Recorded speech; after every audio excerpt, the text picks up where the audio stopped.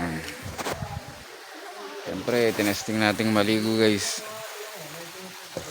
Dito sa loob, ang lalaki.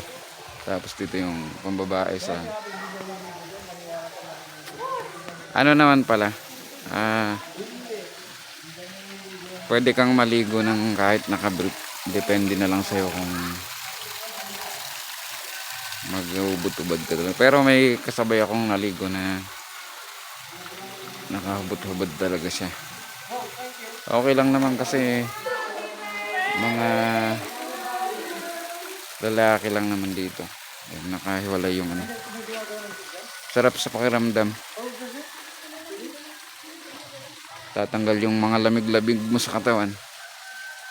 Next destination namin yung ano, hanging bridge na. Mamaya na guys.